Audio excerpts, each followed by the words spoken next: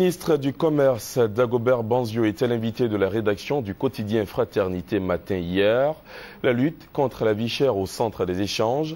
Il s'est agi pour le ministre du Commerce d'expliquer les efforts entrepris par le gouvernement à travers son département ministériel pour faire baisser le prix des produits de première nécessité et ce qui reste à faire. Les explications de Léon Brou et Hugues Béblé.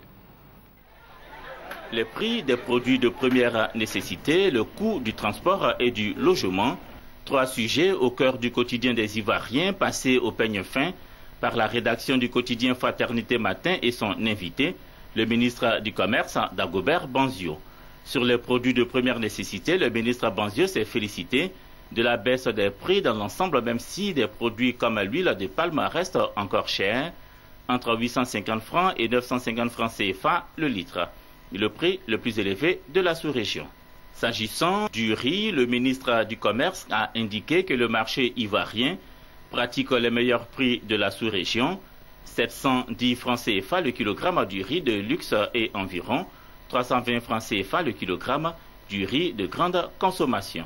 Toutefois, a indiqué Dagobert Banzio, les prix des denrées de grande consommation restent élevés si l'on s'en tient au pouvoir d'achat des populations. C'est pourquoi il a précisé que le gouvernement et notamment son ministère poursuivront leurs efforts pour ramener le niveau de vie à la bourse des ménages. Le gaz butane a fait l'objet d'une attention particulière. Dagobert Banzio a expliqué que les prix arrêtés par l'État ne sont toujours pas pratiqués.